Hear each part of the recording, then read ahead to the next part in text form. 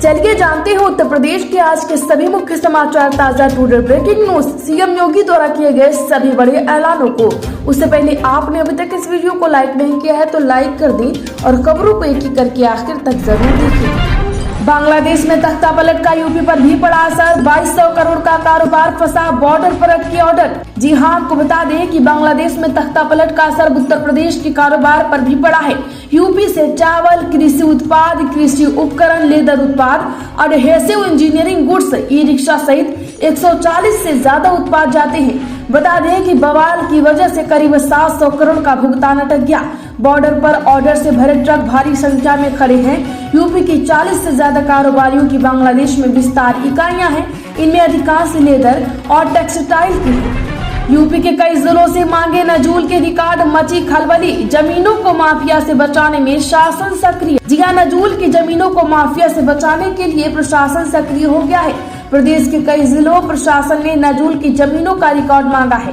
सूत्रों के मुताबिक अधिकांश नजूल के दफ्तरों से पुराने रिकॉर्ड गायब है, फाइलें नहीं मिल रही हैं, जमीनों के मूल आवंटी का पता नहीं चल रहा है। फाइलें गायब करने का खेल संगठित रूप से किया गया है। फिलहाल अधिकारी जमीनों का ब्यौरा जुटाने में लगे हैं। यूपी के हर एक जिले में होगा यूनिवर्सिटी, सीएम योगी का अब एक जिला एक विश्वविद्यालय का लक्ष्य है। जी हां, यूपी के हर जिले में यूनिवर्सिटी होगी। मुख्यमंत्री योगी आदित्यनाथ ने राज्य के उच्च शिक्षा क्षेत्र में निजी निवेश को प्रोत्साहन देने के लिए नई नीति तैयार करने के निर्देश दिए हैं। इस संबंध में हुई महत्वपूर्ण बैठक में मुख्यमंत्री योगी ने दिशा निर्देश दिए। विगत 7 वर्षों में सतत प्रयासों से प्रदेश में एक मंडल एक विश्वविद्यालय की परिकल्पना पूरी हो चुकी है। उपचुनाव में सीएम योगी ने खुद पहना कांटों का ताज, सबसे मुश्किल सीटों को जिताने की जिम्मेदारी ली। जी हां, बता दें कि मुख्यमंत्री योगी आदित्यनाथ ने खुद के साथ ही भाजपा कोर कमेटी में शामिल 4 अन्य नेताओं को उपचुनाव वाली 10 विधानसभा सीटों में से 2 सीटें जिलाने की जिम्मेदारी देकर बड़ा टास्क दिया है। सीएम योगी ने कटिहारी और मिल्कीपुर की विषम समीकरण वाली सीटों की जिम्मेदारी खुद को लेकर लीडरशिप दिखाई। इन सीटों पर चुनाव जीतना भाजपा ही नहीं, कोर कमेटी के 3 प्रमुख नेताओं डिप्टी सीएम ब्रजेश पाठक और प्रदेश भाजपा अध्यक्ष भूपेंद्र चौधरी के लिए कड़ी चुनौती माना जा रहा है। यूपी में मौलाना शहाबुद्दीन ने पड़ोसी देश के हालात पर जताया अफसोस, कहा बांग्लादेश के तख्ता पलट पर अमेरिका पाकिस्तान का हाथ। जी हां, ऑल इंडिया मुस्लिम जमात के राष्ट्रीय उपाध्यक्ष मौलाना मुफ्ती शहाबुद्दीन रजवी बरेलवी ने कहा कि बांग्लादेश के सूरत हाल पर हमें अफसोस है। शेख हसीना सेकुलर सुन्नी सूफी विचार रखने वाली प्रधानमंत्री थी। उन्होंने भारत सरकार से मिलकर बांग्लादेश को तरक्की की ऊंचाइयों पर पहुंचाया। तख्ता पलट के पीछे पाकिस्तान और अमेरिका का हाथ है। सिपाही भर्ती परीक्षा, यूपी में 67 जिलों के 1174 केंद्रों पर होगी लिखित परीक्षा। लखनऊ में सर्वाधिक 81 केंद्र। जी हां, सिपाही भर्ती की लिखित परीक्षा का आयोजन 67 जिलों के 1174 केंद्रों पे होगा। पहले परीक्षा केंद्रों की संख्या 1161 निर्धारित की गई थी, जिनमें 13 केंद्रों का इजाफा किया गया था। सर्वाधिक 81 परीक्षा केंद्र लखनऊ में बनाए गए हैं। दूसरे स्थान पर वाराणसी है, जहां पर 80 केंद्र बनाए गए हैं। आपको बता दें कि परीक्षा आगामी 23, 24, 25, 30 व 31 अगस्त को रोजाना 2 पालियों में आयोजित की जाएगी। अयोध्या पहुंचते ही सीएम योगी ने रामनगरी को दिया बड़ा तोहफा, श्रद्धालुओं को लेकर भी दिए निर्देश। जी हां, 2 दिवसीय दौरे पर आए अयोध्या पहुंचे सीएम योगी अयोध्या वासियों को बड़ा तोहफा दे दिया है। सीएम योगी की घोषणा के बाद से आपातकालीन चिकित्सा सुविधा के लिए नागरिकों को लखनऊ नहीं जाना पड़ेगा। इसके लिए जल्द ही जमीन चिन्हित करके प्रस्ताव भेजा जाएगा। 23 साल पुराने मामले में आप सांसद संजय सिंह समेत 6 को लगा झटका, कोर्ट ने बरकरार रखी सजा। जी हां, यूपी में 23 साल पुराने मामले में सुल्तानपुर कोर्ट से आप सांसद संजय सिंह समेत 6 लोगों को झटका लगा। कोर्ट ने 2001 में बसपा सरकार के कार्यकाल में धरना प्रदर्शन और रोड जाम के मामले में आम आदमी पार्टी के राज्यसभा सांसद संजय सिंह और सपा के पूर्व विधायक अनूप संडा समेत 6 आरोपियों को 3 माह जेल की सजा बरकरार रखी।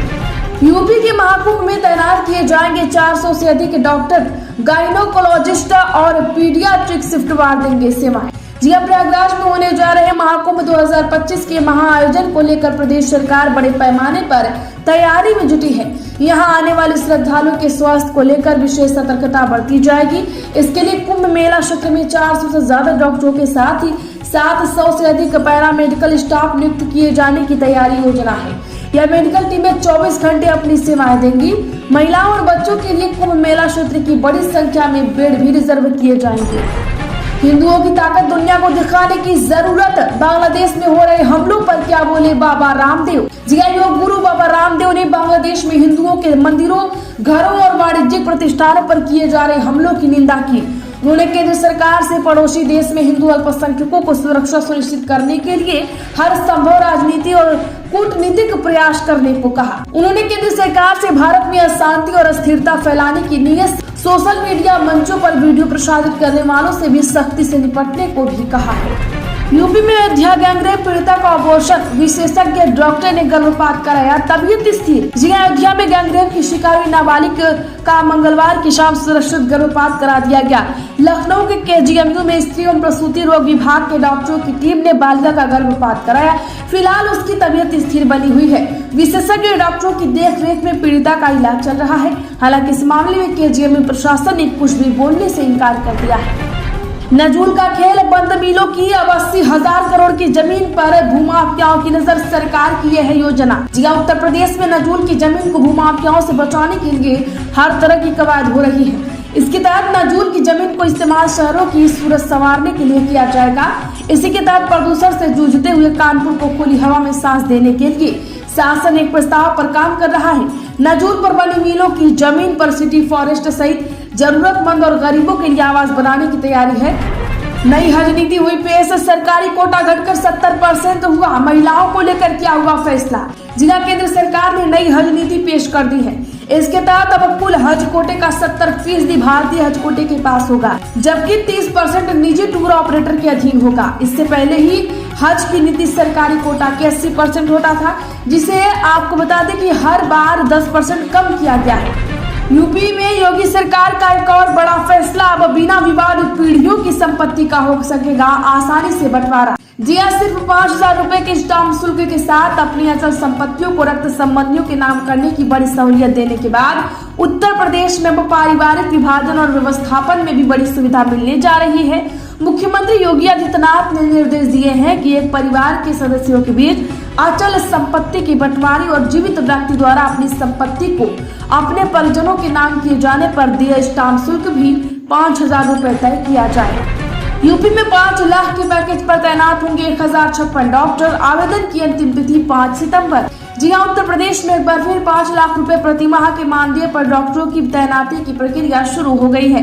विभिन्न जिलों में 24 विषय के 156 डॉक्टरों के लिए 5 अगस्त से आवेदन मांगे गए हैं। आपको बता दें कि आवेदन की अंतिम तिथि 5 सितंबर है। यूपी में टीचरों के समायोजन पर रोक, कोर्ट ने पूछा पूरी कार्यवाही में इतनी जल्दबाजी क्यों। जो इलाहाबाद हाई कोर्ट ने परिषदीय विद्यालय में अध्यापकों के समायोजन और स्थानांतरण की प्रक्रिया पर रोक लगा दी है। कोर्ट ने इस मामले में बेसिक शिक्षा सचिव प्रयागराज को व्यक्तिगत हलफनामा दाखिल करे बताने के लिए कहा है कि पूरी कार्रवाई इतनी जल्दबाजी में क्यों हो रहा है। नीरजा और 50 अन्य अध्यापकों की याचिका पर सुनवाई करते हुए आदेश न्यायमूर्ति S सिंह और न्यायमूर्ति D रमेश की खंडपीठ ने दिया है। यूपी के इस शहर में करोड़ों रुपए लेकर फरार हो गई कंपनी, महिलाओं ने ऑफिस में की तोड़फोड़। जिला यूपी के सहारनपुर में एक कंपनी बनाकर महिलाओं से करोड़ों रुपए की ठगी की गई। महिलाओं से 2400 रुपए लेकर उनका रजिस्ट्रेशन कराया गया। इसके बाद उन्हें गोले बनाने को दिए गए। 15 दिन बाद अब महिलाएं अपने पैसे वापस लेने के लिए पहुंची तो कंपनी के मालिक ताला लगाकर फरार हो गया।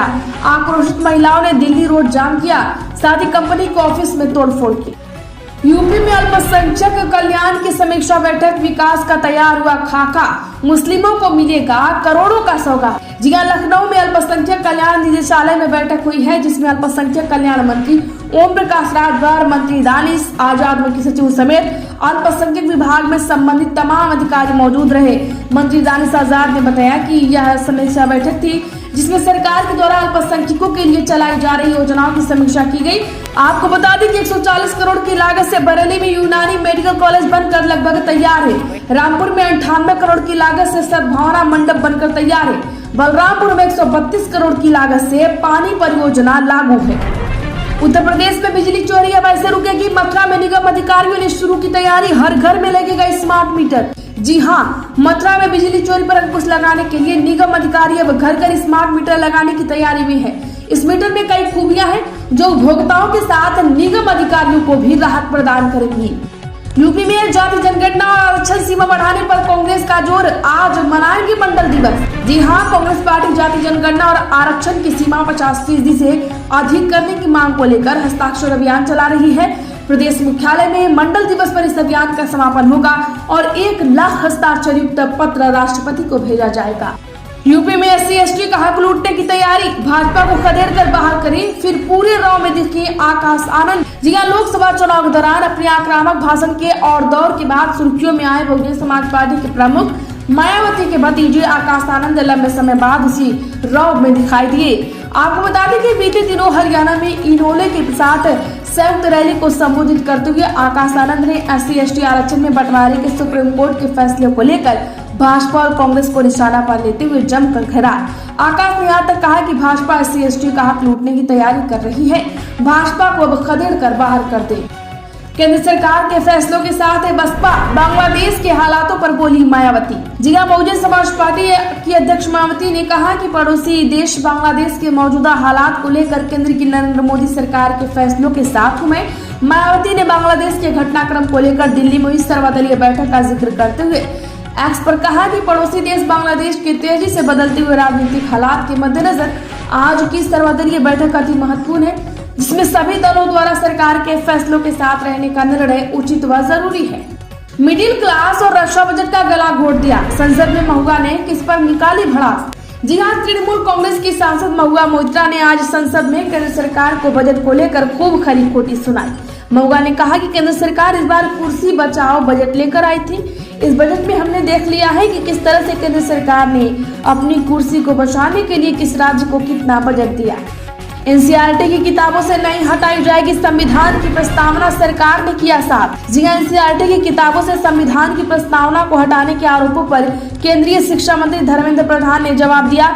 उन्होंने इन आरोप को पूरी तरह निराधार बताया कि प्रस्तावना को NCERT की पाठ्य पुस्तकों से हटा दिया गया है। यूपी के 27 जिलों में भारी बारिश का अलर्ट, बिजली भी गिर सकती है। जी हां, आपको बता दें कि उत्तर प्रदेश में हालात बद से बदतर होते जा रहे हैं, जिसमें झांसी, ललितपुर और आसपास के इलाके हैं। वहीं बांदा, चित्रकूट, कौशाम्बी, प्रयागराज, फतेहपुर, प्रतापगढ़, वाराणसी, भदोही, जौनपुर, गाजीपुर, आजमगढ़, मऊ, बलिया, रायबरेली, अमेठी, सुल्तानपुर, मथुरा, हाथरस, सागरा, फिरोजाबाद, मैनपुरी, इटावा, औरैया, हमीरपुर, महोबा में येलो अलर्ट जारी